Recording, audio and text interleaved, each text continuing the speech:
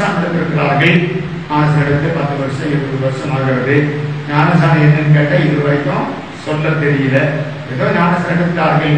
சில ஆட்கள் கேட்டா ஞானஸ்தானம் நாங்க எடுக்கல சொல்றாங்க, கொடுத்துட்டாங்க அப்படின்னு சொல்றாங்க. நாங்க போன சபைக்கு போனாங்க, ஞானஸ்தானம் சொன்னாங்க, நாங்க என்ன சொன்னேன் கொடுத்துட்டாங்க. ஏதாவது வேற என்ன நினைச்சோம், தண்ணீர் முக்கிய எடுத்துட்டாங்க அப்படின்னு சொல்லி சொல்லுகிற கூட்டமும் இவருக்கு தான் செய்கிறது.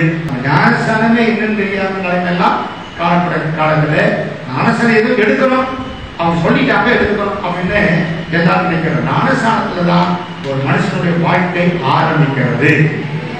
அதுதான் இங்க அஸ்திபாரம். ஞானஸ்தானத்தை குறித்து நான் பார்ப்போம். கடந்த ஒரு விஷயம் பாருங்க. அது மட்டும் எல்லாரும் சொல்ற தண்ணீர்னாலே ஞானஸ்தானம் எடுக்க விரும்புகிறார்கள்.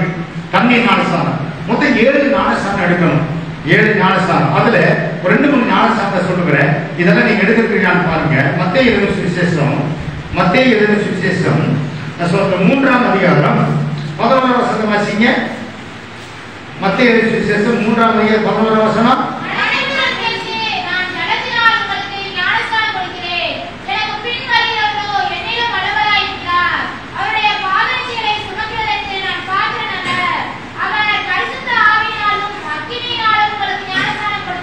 ரெண்டு ஞானம் இங்க சொல்றாரு 11ஆம் வசனத்துல.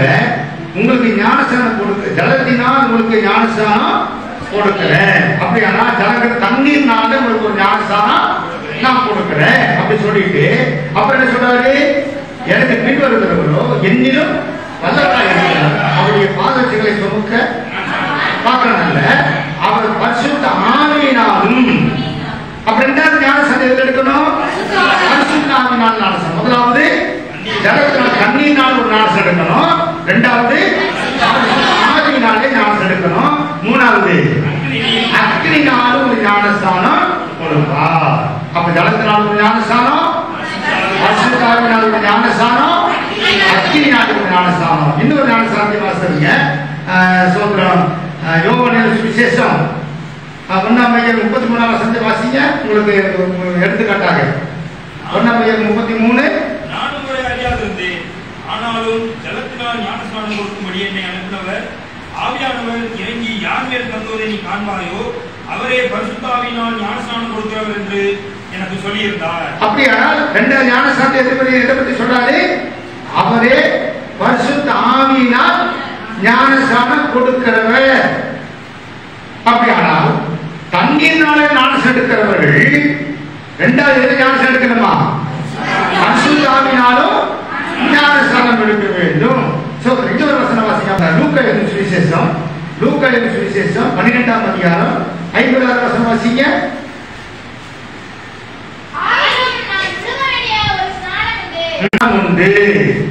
அது முடியும் அளவும் எவ்வளவோ நெருக்கப்படுகிறேன். இது ஞானஸ்நானம், இது பாடுகளிலே ஒரு ஞானஸ்நானம். முதலாவது தண்ணீர் ஞானஸ்நானம், பரிசுத்த ஆவியின் ஞானஸ்நானம், அக்னியான ஒரு ஞானஸ்தானம், இப்ப பாடுகளிலே ஒரு ஞானஸ்தானம். 7 ஞானஸ்தானத்துல 4 எடுத்திருக்கணும் ஒரு மனுஷன்.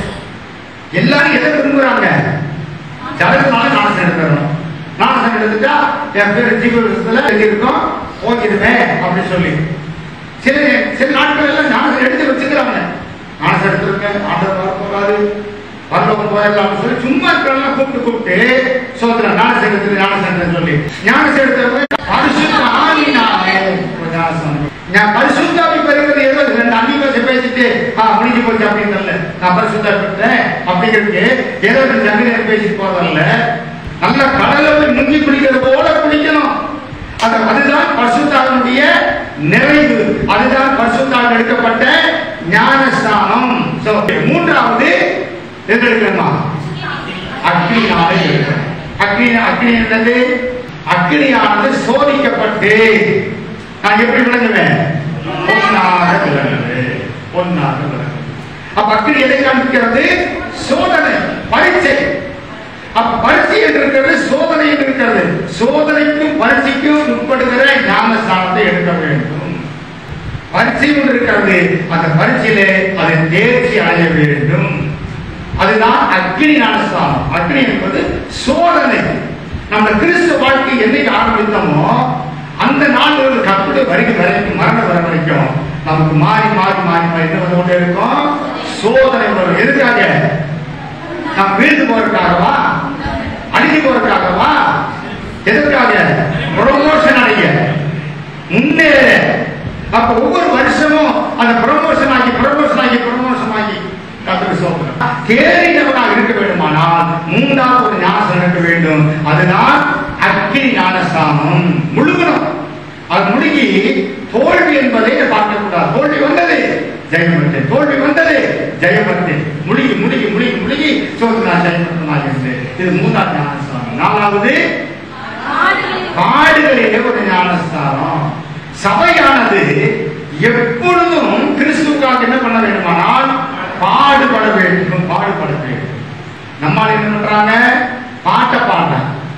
பாடுபடுறாங்கன்னா பாட்டை பாடிட்டு இருக்கிறாங்க. அதனாலே பாட்டு பாடுறதல்ல, அவன் கிறிஸ்துவுக்காக என்ன செய்ய வேண்டுமானால் பாடுபட வேண்டும். கிறிஸ்தவனை சொன்னால் அவன் அஸ்திவாரமே பாடு, பாடுபடு. உன்னுடைய சொந்த பாடு கிறிஸ்துவோடு இணைக்காதே.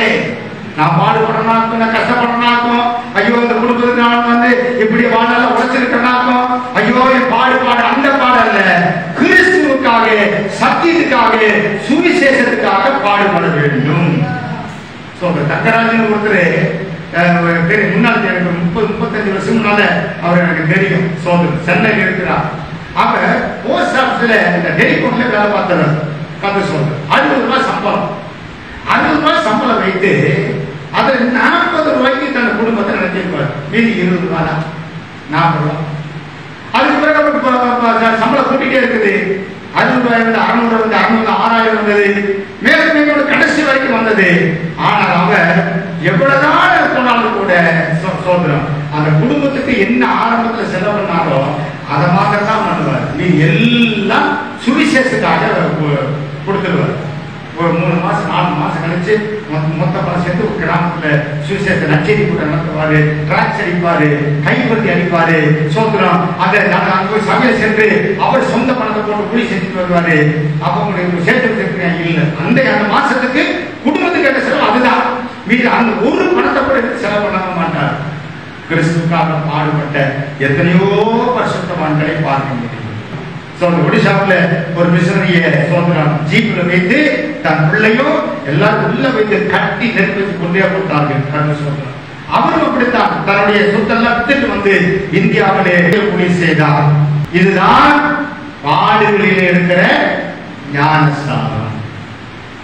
பாடு அப்ப பாடுகளுக்கு பாட்டு பாடிட்டு போறதல்ல, யாரோ பாடுபட்ட சொல்லி வாயில் நிறைய பேசிட்டு போறதல்ல.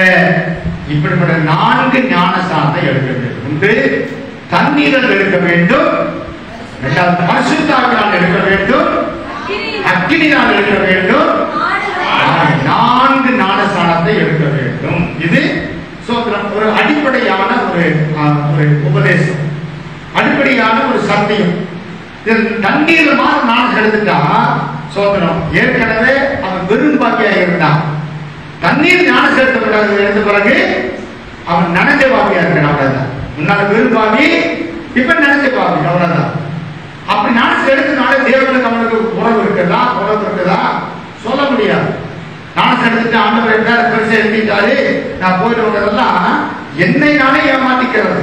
ஞானம் எடுத்துட்டேன் அவங்க எல்லாம் சொன்னாங்க, இவங்க எல்லாம் சொன்னாங்க, அப்பெல்லாம் எடுக்கல. இப்ப ஞானசனம் எதுக்கு எடுத்தேன்? உங்களோட வாழ்க்கை மாறி இருக்கிறதா, குணங்கள் மாறி இருக்கிறதா, சுபாவம் மாறி இருக்கிறதா, பரிசுத்தம் இருக்கிறதா, தெய்வீகம் இருக்கிறதா, ஒழுக்கம் இருக்கிறதா, தாழ்வு இருக்கிறதா, அன்பு இருக்கிறதா, விட்டு கொடுக்க தன்மை இருக்கிறதா, உன்னோட குணம் சுத்தமா மாறல. ஞானஸ்நானம் எடுத்துட்டா உன்னுடைய ஜீவியம் கம்ப்ளீட் அப்படியே மாறி இருக்கு. அப்படி மாற்றத்தை கொண்டு வரணும். ஆனால் இன்னைக்கு அப்படி இல்லை. போகட்டும். அதனால இந்த ஞானஸ்தானம் என்றால் என்னங்கிறத ஒரு சில தலைப்புகளை சொல்லி முடிக்கிறேன். விளக்கத்தை கொண்டு வரல, உங்களுக்கு ஒரு அறிவுக்கு ஒரு வேலை கொடுக்க முடியாது. ஞானஸ்தானம் என்றால் என்ன? அது ஒரு தலைப்பு. யார் மனதை வைத்துக் கொள்ளுங்க. முதலாவது ஞான ஸ்நானம். அப்படி எழுதிங்க. ஞானஸ்நானம் என்றால் என்ன சோதனம். இது தலைப்பு என்றால் என்ன, இது ஒரு தலைப்பு. இது நான் உங்களுக்கு விளக்கமெல்லாம் சொல்ல வரல, சொல்லிட்டு போறேன். இதுல பெரிய போட்டிருக்க ஞானஸ்நானம் என்றால் என்ன. இப்போ நம்பர் 1 இதுல வாசிங்க. மத்திய எழுதின சுவிசேஷம் 3ஆம் அதிகாரம் 15ஆம் வசனம் வாசிங்க.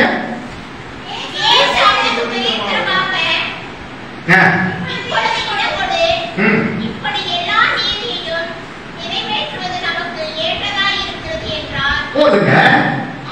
யோவான் இயேசு கிறிஸ்து வந்தாரு. பரிசேயர் சதுசேயர் எல்லா மக்கள் வந்தாங்க. எதுக்காக? ஞானஸ்நானம் எடுக்க வந்தார்கள். அப்ப இயேசுவும் வந்தார் ஞானஸ்நானம் எடுக்கும் போது. அப்படி வரும்போது யோவான் சொல்லுகிறார், ஆண்டவரே உமக்கு நான் ஞானஸ்நானம் கொடுக்க முடியாது, உன்னுடைய பாத்திரத்தை அவிழ்க்க கூட எனக்கு பாத்திரமானா நான் அல்ல, நான் உன்னிடத்தில் எடுக்க நீ என்று கேட்கிறீரே அப்படின்னு சொல்லி யோவான் இயேசு கிறிஸ்து பேசும்போது, அப்ப இயேசு கிறிஸ்து ஒரு வார்த்தை சொன்னாரு, ஞானஸ்நானம் கொடுக்க நீ தடை பண்ணாத, என்ன நிறைவேறணும்னா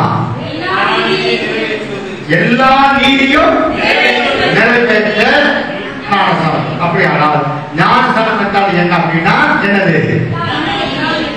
ஞானஸ்நானம் என்பது தேவ நீதி.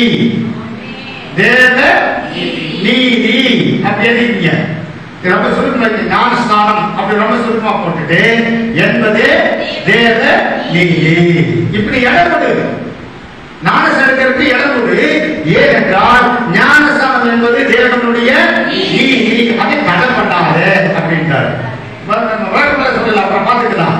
2வது லூக்கா எழுதின சுவிசேஷம் 7ஆம் அதிகாரம் 30வது வசனம் வாசிங்க. 30வது வசனம்.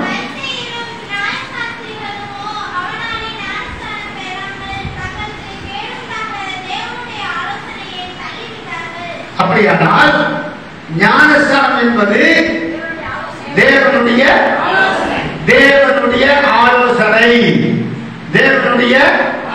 ஆலோசனை. அவ்வளவுதான். ஞானஸ்நானம் என்பது தேவனுடைய ஆலோசனை. 2.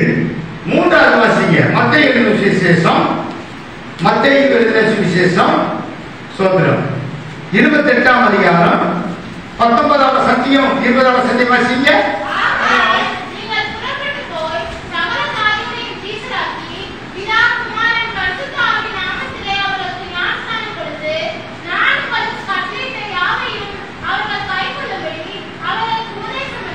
பாத்தீங்களா? 3வது என்னது? உபதேசமா கட்டளை. நான் எடுத்தாலும் சொல்லிட்டு இருக்கிறீங்க. அப்படியா? முன்ன சொல்றாரு, நான் சொன்ன எல்லாவற்றையும் போய் என்ன செய்யுங்க, உபதேசம் பண்ணுங்க, இது என்னுடைய கட்டளை. ஞானஸ்நானம் என்பது தேவனுடைய கட்டளை. அப்ப கட்டளைக்கு நான் சென்று கொடுக்க வேண்டிய அவசியமா இருக்கிறது. 4வது முதலாவது தேவநீதி, தேவனுடைய ஆலோசனை, தேவனுடைய கட்டளை. இப்ப 4வது வாசிங்க. 1 பேதுரு புத்தகம் 1 பேதுரு 3ஆம் அதிகாரம் 21ஆம் வசனம். 3ஆம் அதிகாரம் 21ஆம் வசனம்.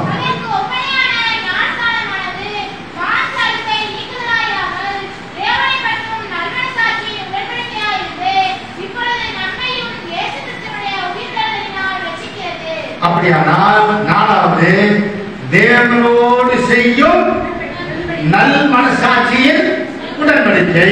தேவனோடு செய்யும் நல் மனசாட்சியின் உடன்படிக்கை. 4 காரியம். ஞானஸ்நானம் என்றால் என்ன அப்படிங்கிறது 4 பதில். 1, ஞானஸ்நானம் என்பது தேவனுடைய நீதி, ஞானஸ்நானம் என்பது தேவனுடைய ஆலோசனை, ஞானஸ்நானம் என்பது தேவனுடைய கட்டளை, ஞானஸ்நானம் என்பது தேவனோடு செய்யும் நல் மனசாட்சியில் உடன்படிக்கை. ஞானஸ்நானம் தேவநீதிக்கு எந்த வசனம்? மத்தேயு 3ஆம் அதிகாரம் 15ஆம் வசனம். சோதனம். தேவனுடைய ஆலோசனை என்பது லூக்கா 7ஆம் அதிகாரம் 30வது வசனம். 3வது தேவனுடைய கட்டளை என்பது மத்தேயு 28ஆம் அதிகாரம் 19 20ஆம் வசனம். 4வது 1 பேதுரு 3:21 தேவனுடைய என்னது? நல் மனசாட்சியில் உடன்படிக்கை. இதுதான் ஞானஸ்நானம். புரியுதுங்களா? 4 காரியம் சொல்லிட்டேன். ஞானஸ்நானம் எடுக்கிறேன்னு வந்துட்டீங்க, சொல்கிறோம். அப்படியானால் இந்த ஞானஸ்நானம் எடுக்கிற அல்லது எடுத்தவங்களுக்குள்ள முதலாவது என்ன இருக்க வேண்டுமானால் நீதி ஒன்று இருக்கணுங்க. சொல்ற நீதின்னு ஒன்று இருக்கணும். நீதி. ஞானஸ்நானத்துக்குள்ள நீதி இருக்கா? ஞானஸ்நானத்துக்குள்ள நல்ல மனசாட்சி இருக்கா? மனசாட்சி இல்லாத போது அந்த கிறிஸ்தவங்க ரொம்ப பேரு மனசாட்சியே இருக்காது, இறக்கம் இருக்காது. அதனால இப்பெல்லாம் நாங்கள் போயிட்டு வெளியே போயிடும், நாம் சொல்ல பாடல் எடுக்க முடியாது. அதனால ஞானஸ்நானம் என்பது தேவனுடைய நீதி, தேவனுடைய ஆலோசனை, தேவனுடைய கட்டளை, தேவனோடு செய்ய நல் மனசாட்சி. ஒன்று. இரண்டாவது ஏ பி. இரண்டாவது பி. இந்த தலைப்பு போட்டாரு. இது தலைப்பு தான் தலைப்பு. ஞானஸ்நானம் யார் எடுக்க வேண்டும்? இரண்டாவது தலைப்பு ஞானஸ்நானம் யார் எடுக்க வேண்டும்? ஞானஸ்நானம் யார் எடுக்க வேண்டும்? கொடுத்துடலாமா? குழந்தை பிறந்துருச்சு, 14 வருஷத்துக்கு பிறகு 20 வருஷத்துக்கு பிறகு இப்பதான் குழந்தை பிறந்திருக்குது, அது தூக்கி போய் கொடுத்துடலாமா? சரி, குழந்தை நல்லா நடக்குது, ஓடுது, அம்மா அம்மான்னு பேசுது, ஞானஸ்நானம் கொடுத்துடலாமா? இல்ல நல்ல கடலா இருக்கிற நல்ல பணக்கார குடும்பத்தில் பிறந்திருக்கிறா, கொடுத்துடலாமா? முடியாது. ஞானஸ்நானம் யார் எடுக்க வேண்டும்? ஒண்ணு. இதுல ஒண்ணு அப்போஸ்தலர் நடவடிக்கைகள். அப்போஸ்தலர் 2ஆம் அதிகாரம் 38 வசனம் வாசிங்க. அப்போஸ்தலர் 2ஆம் அதிகாரம் 38 வசனம்.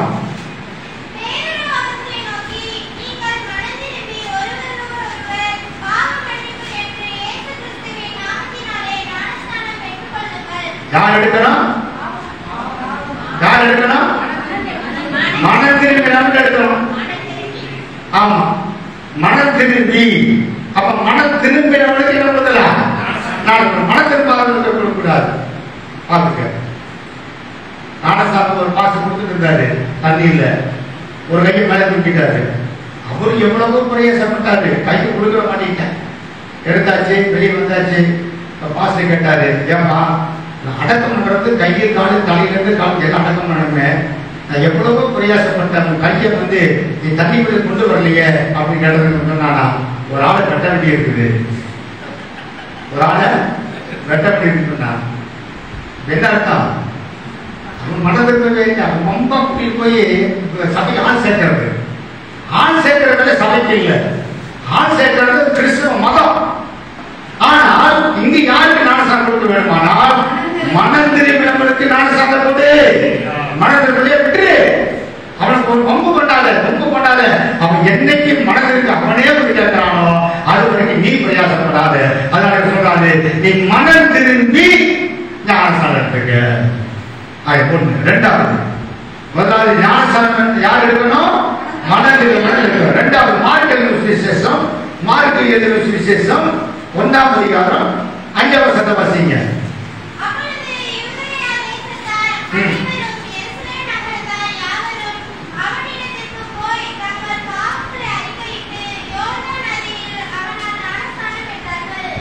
அப்ப யார் எடுக்கணும்? பாவத்தை அறிக்கையிட்டு அறிக்கை செய்தவனுக்கு ஞானஸ்நானம் கொடுக்கணும். மனதிற்கிட்டா அது வேற. இப்ப என்ன செய்யணுமா? பாவத்தை அறிக்கை செய்யணும். என்ன பாவத்தை அறிக்கை செய்யணும்? அதாவது தேவனையும் வேதத்தையும் அறியாதவன் எல்லாருமே பாவம். தேவனை அறியல, தேவனை தெரியல, அவன் எந்த பாவமே செய்யல. இப்ப பாவம்னா என்ன சொல்றான்? விபச்சாரம், வேசித்தனம், குடிக்கிறது, கொலை பண்றது, வெட்டுறது, திருடுறது, இதெல்லாம் பாவம் என்று சொல்லி அரசாங்கம் ஒரு சட்டம் வைத்திருக்கிறது, தண்டனை கொடுக்கிறது. ஆனால் ஒரு மனிதன் தேவனையும் வேதத்தையும் அறியாத பட்சத்தில் இருப்பானால் அவன் தான் மிகப்பெரிய பாவி. ஆண்டவரே, இந்த பூமியிலே நான் மனிதனாய் பிறந்த நான் பாவியா இருக்கிறேன். சொல்றேன், தாய் என்னை பாவத்தில் துர்க்குணத்தில் என்னை பெற்றெடுத்தார். ஆகினால் எனக்காக இந்த பூமியில நீங்க ஆண்டவரே எனக்கு பாடுபட்டு மறித்து அடக்கம் பண்ணப்பட்டு ரத்தத்தை சிந்தி ரத்தத்தினாலே பாவமெல்லாம் கழுவப்படும்படியாக என்னை தேடி வந்தீரே, என் பாவம் மன்னிக்கப்பட்டது என்று அறிக்கை செய்தவனுக்கு என்ன கொடுக்கணும்? ஞானஸ்நானம் கொடுக்கணும். பாவத்தை அறிக்கை செய்தவனுக்கு தான் என்ன கொடுக்கணும்? ஞானஸ்நானம்.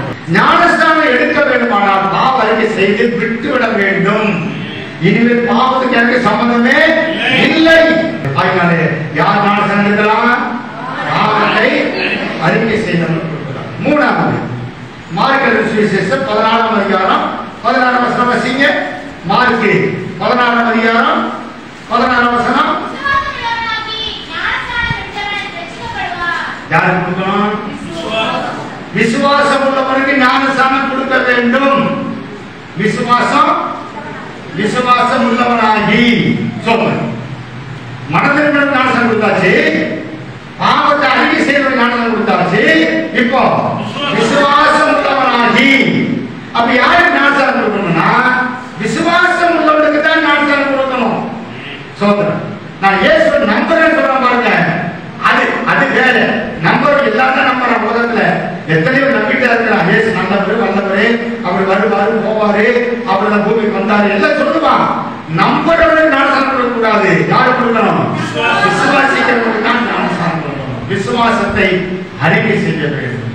இயேசுவே ஆண்டவர் என்று யார் விசுவாசிக்கிறார்களோ அவருக்கு தான் என்ன கொடுக்க வேண்டுமானால் ஞானஸ்நானம் கொடுக்கணும். நாலாவது மத்தேயு சுவிசேஷம் 28ஆம் அதிகாரம் 19ஆம் வசனம் வாசிங்க. மத்தேயு 28:19.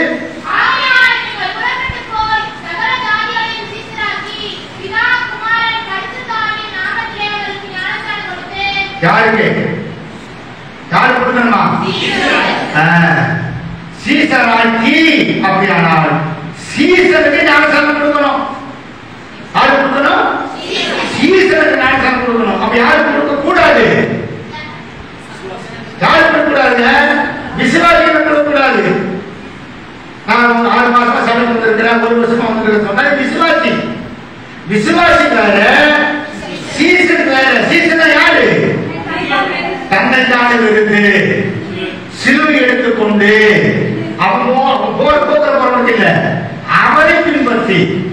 நானும் சிலுவை தூக்கிட்டு போறேன்னு சொல்லி ரொம்ப பேர் பாருங்க கிறிஸ்துமஸ் அன்னைக்கு தூக்கி போக பாருங்க, 1-2 பேருக்கு நான் அடிச்சே வருவேன். அப்படி இல்ல. சோதரன் யாருக்கு கொடுக்க வேண்டுமானால் சீசராக்கி, அல்ல சீசருக்கு ஞானஸ்நானம் கொடுக்க வேண்டும். அவர் என்ன சொன்னாரோ அதைத்தான் செய்வான். அவன் தான் சீசன். ஏன்னா குரு ஒருத்தர் இருக்கிறாரு, அந்த குருவுக்கு இவன் சீசனா இருக்கிறதுனால குரு என்ன சொல்லுகிறாரோ அதை செய்கிறவன் தான் சீசன். விசுவாசிப்பா விஷயம் போயிடும், அது வேற, அவன் வேற. ஆனால் சீசன் என்று சொல்லக்கூடியவன் தன்னை குரு என்ன சொல்லுகிறாரோ அதை அப்படியே செய்யக்கூடியவன். தன்னைத்தான் விருத்து சிலுவை எடுத்துக்கொண்டு என் பின்பற்றி வருகிறவனே எனக்கு சீசனாய் இருக்க சொன்னார். அப்படியானால் ஞானஸ்நானம் யார் எடுக்கணும்? யார் எடுக்கணும்? மன திருமணம் எடுக்கணும். ஞானஸ்நானம் யார் எடுக்கணும்? எடுக்கணும். ஞானஸ்நானம் யார் எடுக்கணும்? எடுக்கணும். ஞானஸ்நானம் யார் எடுக்கணும்? எடுக்க வேண்டும். எப்படியானால் இப்ப நான் மூன்றாவது ஒரு காரியம், இப்ப தலைப்பு 3வது காரியம், ஞானஸ்நானம் எந்த முறையில் எடுக்க வேண்டும்? ஞானஸ்நானம் எந்த முறையில் எடுக்க வேண்டும்? ஞானஸ்நானம் எந்த முறையில்? ஒரு முறை ஒன்று இருக்கிறதா? எந்த முறையில் எடுக்க வேண்டும்? வாசிங்க, அது வாசிங்க. ஞானஸ்நானம் எந்த முறையில் எடுக்க வேண்டும்? அப்போஸ்தலர் 8ஆம் அதிகாரம் 38ஆம் வசனம். நம்பர் 1 அப்போஸ்தலர் 8ஆம் அதிகாரம் 38ஆம் வசனம் வாசிங்க.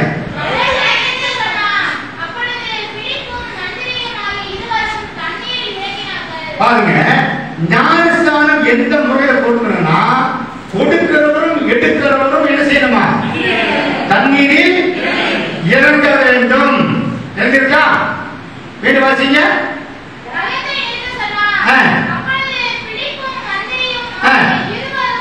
இருவரும் இருவரும் தண்ணீரில் இறங்கினார்கள். இருவர் யாரு? கொடுக்கிறவரும் எடுக்கிறவரும் 2 பேரும் இறங்கணும். தண்ணீரில் இறங்க வேண்டும். அப்ப மேல நின்றுகிட்டு தண்ணீர் செய்யக்கூடாது, ஊத்தக்கூடாது. கொடுக்கிற தொட்டி இல்லையா அமுக்குற அப்படி சொல்லி இவர் மேல நின்று அமுக்கக்கூடாது. தன் கொடுக்கிற ஞானஸ்நானம் எடுக்கிறவரும் சரி, ஞானஸ்நானம் கொடுக்கிறவரும் சரி, 2 பேரும் தண்ணீர் செய்யணும், இறங்கணும்.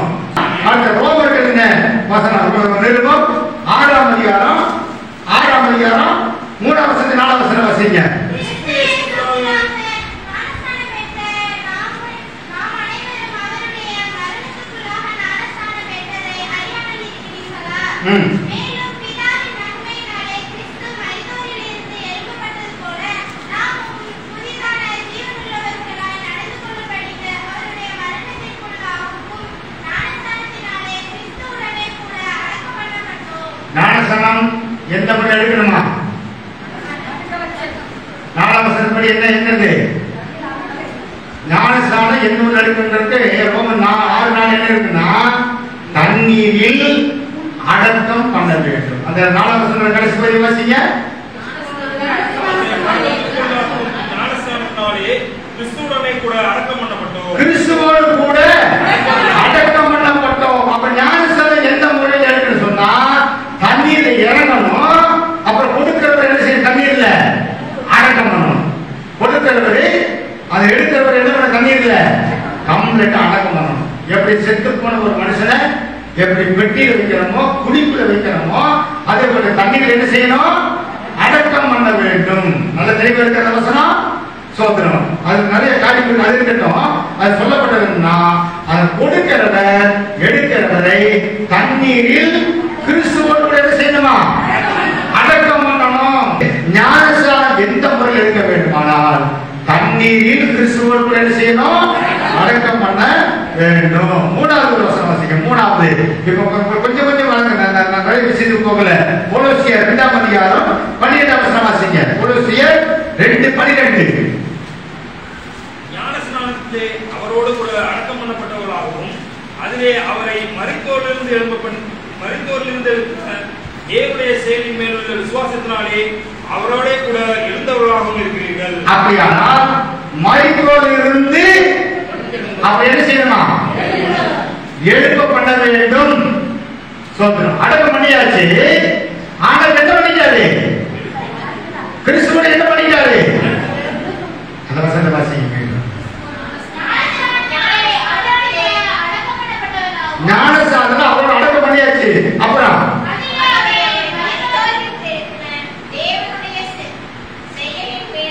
மீண்டும் வாசிங்க. மீண்டும் ஒருத்தர் வாசிங்க. மீண்டும் ஒருத்தர்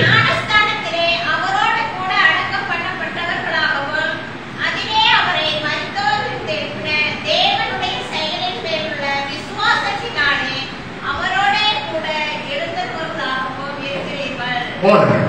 இப்ப கிறிஸ்து மரித்தாரு. அவர் என்ன பண்ணாரு? உயிரோடு கூட எழுப்பினாரு. அதுபோல இப்ப தண்ணீர் அடக்கம் பண்ணியாச்சு. அதுபோல அந்த மரித்தோரில் இருந்து அவர் என்ன பண்ணப்பட்டாராம்? எழுப்பினார். எப்படி எழுப்பினாரு?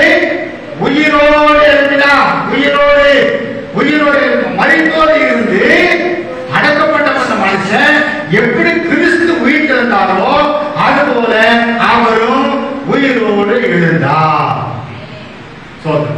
அப்ப முதலாவது ஞானஸ்நானம் எந்த எடுக்கணும்? தண்ணீர் இறங்கணும். தண்ணீர் அடக்கம் பண்ணணும். தண்ணீர் என்ன செய்யணும்? எழுப்பணும். உயிரோடு எழுப்பணும். அது தண்ணீர் எழுப்பும் போது அவர் புதிய மனுஷனாக வாக்குத்தத்தம் பண்ணப்பட்டவராக சோத்திரம். அதில் மரித்தோரிலிருந்து உயிரோடு கூட எழுப்பினவராக சோத்திரம். தண்ணீர் அடக்கமும் பண்ணணும். தண்ணீர் இருந்தவரை உயிரோடு எழுப்பணும். அதெல்லாம் எந்த முறையில் கொடுக்கிறதற்கு உதாரணம். 4வது சோதனை. 4வது சோதனை அப்போஸ்தலர்களுடைய வாசிங்க. அப்போஸ்தலர் 8ஆம் அதிகாரம் சோதனை 39ஆம் வசனம் வாசிங்க. 8:39.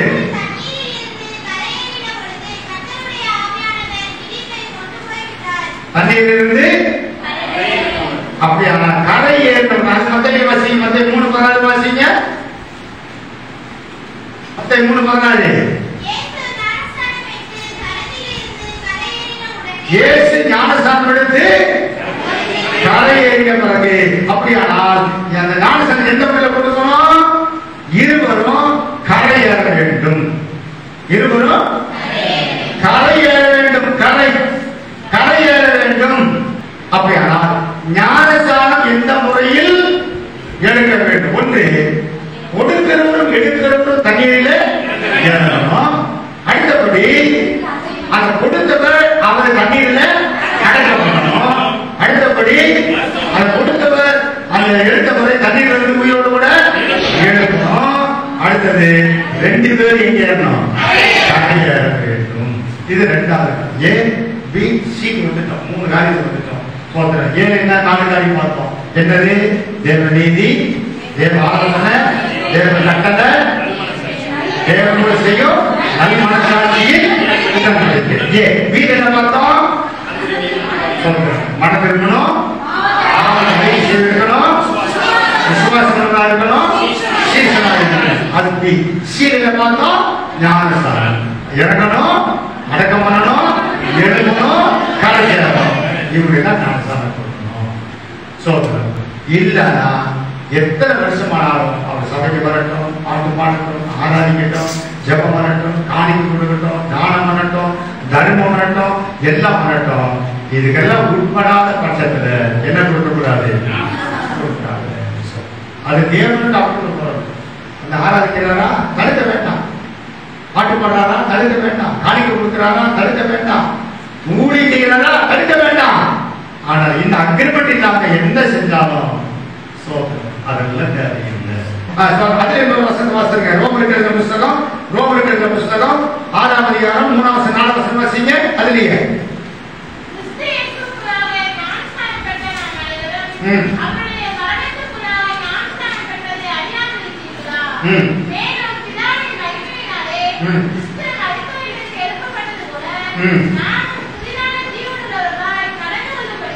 சரி, அப்படியானால் இந்த ஞானஸ்தானம் எதுக்காக எடுக்கிறோமா? அந்த வசனத்தின்படி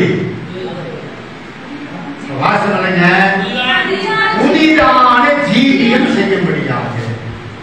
ஞானஸ்தானம் எடுத்த போது என் பழைய மனுஷன் அடக்கம் பண்ணப்பட்டு புதிய மனுஷன் உயிர்க்கிறது, கரை சேர்ந்து இப்ப கரைக்கு வந்ததுக்கு பிறகு அவனுடைய ஜீவியம், அவருடைய பழக்க வழக்கம், அவனுடைய பேச்சுவார்த்தை, அவனுடைய நடைமுறை வாழ்க்கை, அவனுடைய பார்வை, எண்ணம், நினைவு எல்லாம் எப்படி இருக்க வேண்டுமா? சொல்லுங்க வாய்ந்திருந்தே. புதிய ஜீவியம் செய்ய வேண்டும். ஞானஸ்தானம் எடுக்கிற பிறகு அவர் வாழ்க்கையில் மாற்றங்கள் வேண்டும். என்ன மாற்றம் இருக்கணும்? புதிய வாழ்க்கை. இந்த மாதிரி சண்டை போடுவான், தகராறு பண்ணுவான், கோபப்படுவான், அடிப்பான், சோத்த சண்டை எதையா தகராறு பண்ணிட்டே இருப்பான், திருடுவான், போய் சொல்லுவான், ஏமாத்துவான். இப்ப அதெல்லாம் இல்லை. அவருடைய வாழ்க்கையிலே ஒரு மாற்றம், அவருடைய ஜீவித்திலே ஒரு மாற்றம், பொறுமை, அன்பு, இரக்கம், தாழ்மை, தேவனையே சார்ந்து, தேவ ஜனங்களோடு சார்ந்து, தேவனை குறித்தே மையப்படுத்தி உட்கார்ந்து பாட்டு பாட, ஜபம் பண்ண, ஆராதிக்க, ஞாயிற்றுக்கிழமை சபைக்கு எல்லாரும் ஒட்டுமுறை வர, சாப்பிட்றதா இருந்தாலும், தூங்குறதா இருந்தாலும், எது பண்ணாலும், கணவனுக்கு மனைவி தெரியாம, மனைவிக்கு கணவன் தெரியாம, பிள்ளைகளுக்கு கட்ட தெரியாம, எல்லாருக்கும் தெரிந்து வெளியிறக்கமாய், பகிரங்கமாய், சந்தோஷமாய் வாழ்ந்து கொண்டிருக்கிற ஒரு புதிய ஜீவியம் சோதரம் எங்க ஆரம்பிக்கிறது? ஞானஸ்தானம். ஞானஸ்தானம் எடுக்கும் போது எல்லாம் வெட்ட வெளிச்சமாக ஒரு புதிய வாழ்க்கையை கொண்டு வருவதாக காணப்படுகிறது. அடுத்தது தலைவர், ஞானஸ்தானம் எடுப்பதனால என்ன லாபம், என்ன பலாபலம்? ஞானஸ்தானம் எடுக்கிறதுனால என்ன பலாபலம்? ஞானஸ்தானம் எடுப்பதினால் என்ன பலாபலன்? பலாபலன் சோதனம். ஞானஸ்தானம் எடுத்தால் என்ன பலாபலன் சொன்னா, இந்த உலகத்துக்கு அல்ல, உலகத்துக்கு சம்பந்தமே இல்லை, உலகத்தை விட்டு வேறுபாடு ஜீவி செய்யறதா, உலகத்துடைய பாரம்பரியத்தை விட்டு ஒரு உலகமே புரியாத, அறியாத ஒரு வித்தியாசமான வாழ்க்கை வாழ்வதுதான் ஞானஸ்தானம் எடுக்கிறோம். இப்ப நம்ம வாசித்த தலைப்புல ஞானஸ்தானம் எடுக்கிறதுனால என்ன பலாபலன்? ஒரு வசனம் வாசிங்க. மத்தேயு எழுதின சுவிசேஷம், மத்தேயு சுவிசேஷம் 3ஆம் அதிகாரம் 17ஆம் வசனம் வாசிங்க. அன்றையும் வானத்திலிருந்து ஒரு சத்தம் உண்டாகி, இவர் என்னுடைய நேசகுமாரன், இவருக்கு பிரியமாயிருக்கிறேன் என்று உரைத்தது. பாருங்க, நம்பர் 1 சோதனம். ஞானஸ்தானத்தினால என்ன பலாபலன் கேட்டா, இவர் என்னுடைய நேசகுமாரன். சொல்ற, இவர் என்னுடைய நேசகுமாரன். யார் சொன்னது? பிதாவானவர் குமாரனை பார்த்து சொல்லுகிறார். யோவான் சாட்சி சொல்லுகிறார். அங்கே எல்லா மக்கள் மத்தியிலே தன்னுடைய குமாரனை பிரகடனப்படுத்துகிறார். என்ன சொல்றாருன்னா, இவர் என்னுடைய நேசகுமாரன். வழக்கு ஞானம் இல்லை அப்படின்னா அவரது குமாரன் அனுப்பி தந்தார். 30 வருஷம் வரைக்கும் அவரை கண்டுக்கவே இல்லை. என்றைக்கு இயேசு கிறிஸ்து ஞானஸ்தானம் எடுத்தாரோ அப்போது பரலோகம் அவரை அங்கீகரிக்கிறது. பரலோகம் அங்கீகரித்து பரலோகத்தில் பரம பிதாவானவர் குமாரனை கடன் பண்ணுகிறார். குமாரனை கடன் பண்ண முடியாதத்தாலே இந்த வார்த்தை சொல்கிறார். என்ன சொல்றாரு? இவர் என்னுடைய நேசகுமாரன். 2 பேருக்குள்ள போறாரு, 2 பேருக்குள்ள ஐக்கியம். 2 பேரும் இவர் இல்லாம அவர் இல்ல, அவர் இல்லாம இவர் இல்ல. அந்த அளவுக்கு 2 பேருக்குள்ள என்ன ஆயிடுச்சு? ரத்த சம்பந்தப்பட்ட உறவாய் போய்விட்டது. அப்ப பரலோகமே சொல்லுகிறது இவர் என்னுடைய நேசகுமாரன் என்று சாட்சி கொடுத்ததாக இருக்கிறது. அல்லேலூயா.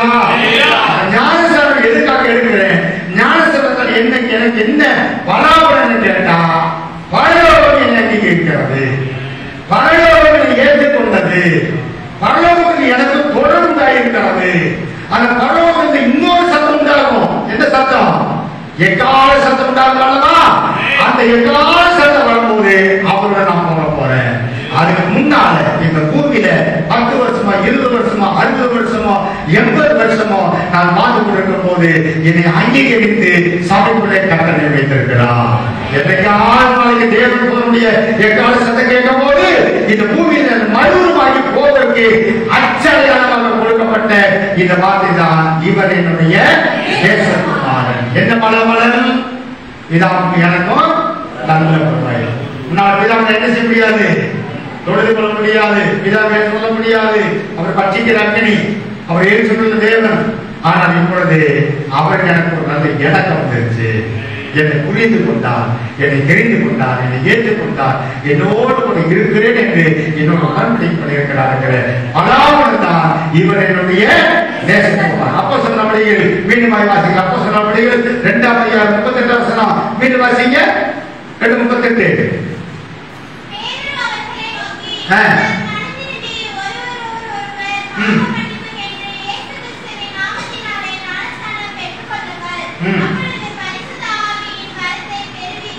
அப்படியானால் ஞானஸ்நானத்தால் என்ன பலாபலன் கேட்டா, பரிசுத்த ஆவியை பெற்றுக் கொள்கிறேன்.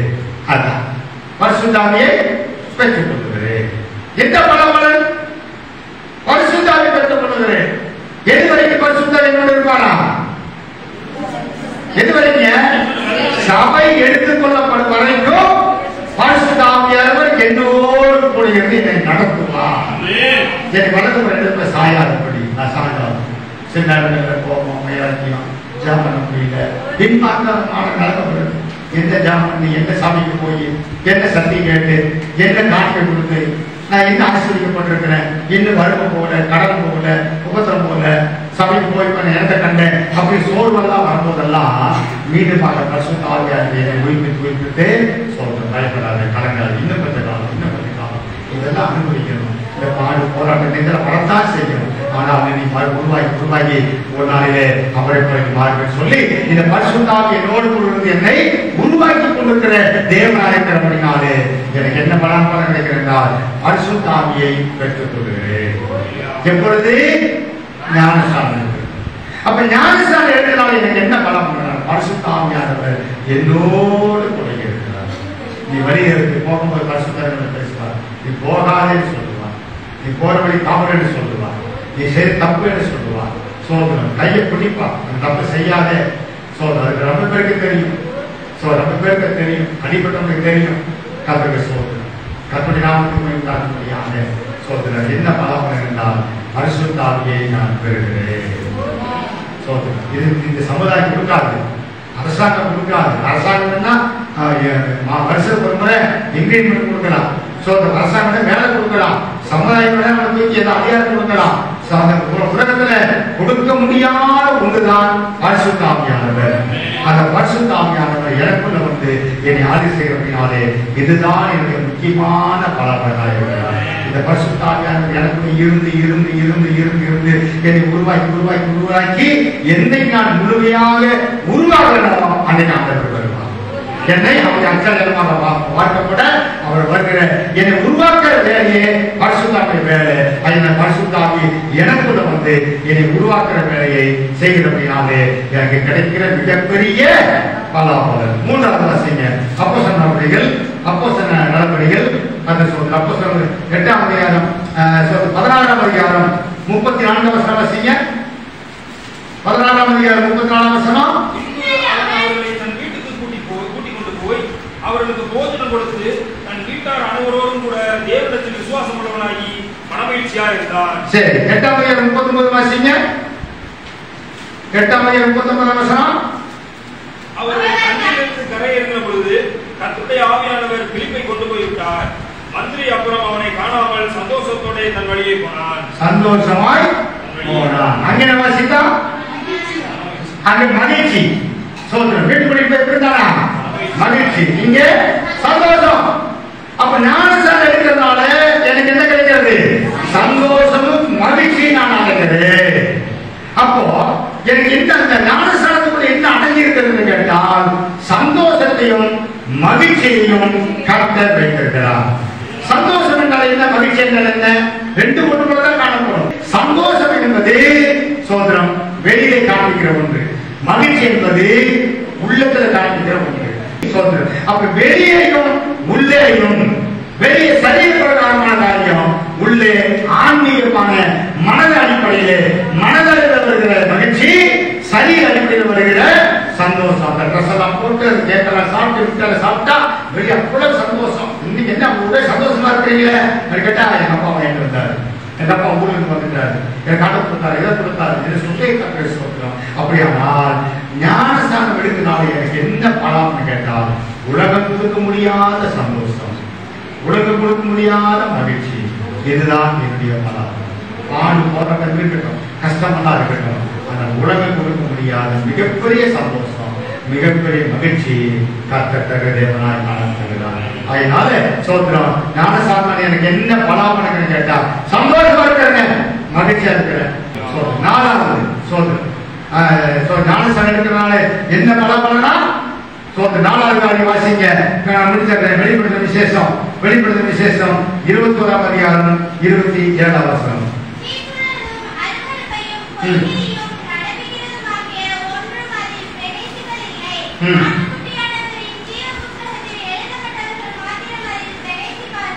பாத்தீங்களா? ஜீவ புஸ்தகத்தில் அவ்வளவுதான். ஜீவ புஸ்தகத்தில் பேர் எழுதப்படுகிறது எப்பொழுது? ஞானஸ்நானம் எடுத்த பிறகு. அப்ப ஞானஸ்நானத்தினால எனக்கு என்ன பலாபலன் கிடைக்கிறது? என் பேரை ஜீவ புஸ்தகத்திலே இயேசு கிறிஸ்து தேவன் எழுதுகிறார். இந்த ஜீவ புஸ்தகத்திலே என் பேரை எழுதுகிறார். பரலோகத்திலே ஜீவ புஸ்தகம் தேவனின் பேரை என்ன சொல்றாங்க? ஜீவ புஸ்தகத்தின் பேரை கிரிக்கி அப்படிங்கிறார். அதனால எனக்கு என்ன பலன் கேட்டால் என் பேர் ஜீவ புஸ்தகத்திலே எழுதுகிறதுனாலே எனக்கு பரலோகம் நிச்சயம். மறந்துகின்ற பயன்படுற விஷயமே ஏனென்றால் என்னுடைய பேர் ஜீவ புஸ்தகத்திலே எழுதப்பட்டிருக்கிறது. அல்லேலூயா, அல்லேலூயா. அதுக்காகத்தான் நான் ஞானஸ்நானம் எடுக்கிறேன். அப்படியானால் ABCD சொல்ற நான்கு தலைப்புல எத்தனை வார்த்தைகள்? 16 வசனத்தை காமிச்சாச்சு. ஞானஸ்நானம் உயிரோடு இருக்கும் போது கொடுக்கணும், ஜீவபலியை கொடுக்கணும். செத்து போன பிறகு ஞானஸ்நானம் அது வேற. இந்த ஞானஸ்நானம் ஜீவ செலுத்தப்படுகிறது உயிரோடு ஜீவபலியாய் போன்ற புத்தி உள்ள ஆராதனை. அதனால ஞானஸ்நானம் 4 காரியம் சொல்லிட்டேன். இது விளக்கமுள்ள சொல்லல, தலைப்பு கொடுத்து பேசியாச்சு. ஞானஸ்நானம் என்றால் என்ன? அது தேவனுடைய நீதி, தேவனுடைய ஆராதனை, தேவனுடைய கட்டளை, தேவனோடு செய்கிற நல் மனசாட்சி. இதை ஞானஸ்நானம் என்றால் என்ன? அடுத்தது ஞானஸ்நானம் யாருக்கு எடுக்க வேண்டும்? ஞானஸ்நானம் மனதில் எடுக்கணும், அறிக்கை செய்து எடுக்கணும், விசுவாசம் எடுக்கணும், செய்தினால் எடுக்கணும். இரண்டாவது. மூன்றாவது ஞானஸ்நானம் எந்த முறையில் எடுக்கணும்? எந்த முறை எடுக்கணும்? ஒரு கிழமை எடுக்கிறதும் தண்ணீர் இறங்கணும், ஒரு கிழமை எடுக்கிறது தண்ணீர்ல அடக்கணும், ஒரு தண்ணீர் அவரை எடுக்கணும். அடுத்தது இருமுறை என்ன செய்யணும்? அதை ஏறி என்ன செய்யணும்? புதிய ஜீவியா செய்யணும். அடுத்தது ஞானஸ்நானம் எந்த நாள் எடுக்கணும்? என்ன பலம்? ஒண்ணு பிதாவும் எனக்கும் தடுப்பு சுவர் உடைக்கப்பட்டு சோதனை அரவணைத்து கொண்டார். பட்சிக்கிற அகடியா இருந்த அன்பு கொண்டார். அடுத்தது ஞானஸ்நானத்தில் பலன் பரிசுத்த கொடுத்து என்னை உருவாக்கி கொண்டிருக்கிறார். எதுக்காக? மணவாளனுக்கு மணவாட்டியாக உருவாக்குற வேலைதான் பரிசுத்தம் செய்யறதுனாலே பரிசுத்தம் எனக்குள்ள இருந்து என்னை உருவாக்கி கொடுக்கிறார்கள். மூன்றாவது சந்தோஷமும் மகிழ்ச்சி கிடைக்கிறது. நாலாவது ஞானஸ்நானம் எடுத்தவங்களுக்கு ஒரு நல்ல நிச்சயம் இருக்கணும். என் பேரு ஜீவபுருஷத்துல, அதனாலதான் சோதரியோட பேர் ஜீவபுருஷத்துல தேவன் எழுதி வச்சிருக்கிறார். அவர் ஒரு நாள் கூப்பிடுவாரு, உங்க பேரு பழைய பேர் காமாட்சின்னு இருக்கலாம், காமாட்சி காமாட்சின்னு கூப்பிட மாட்டாரு. சோதரம் நேசகுமாரனே, சோதர ரூபபதியே, துரியமே, அந்த சத்தத்தை கேட்கிறது. அந்த சத்தத்தை கேட்கிறதுமானால் உங்களுடைய காதுகள் விருது சேர பண்ணப்படுறது. வாயை திறந்தா சாப்பிட்டா எங்க போயிடும்? சாப்பாடெல்லாம் வயிறுக்கு போகும். வாய் திறந்து சாப்பிட்டா வயிறுக்கு போகணும். சோதரம் காது திறந்து கேட்டால் ஆத்மாவுக்கு போகும், இதயத்துக்கு போகணும்.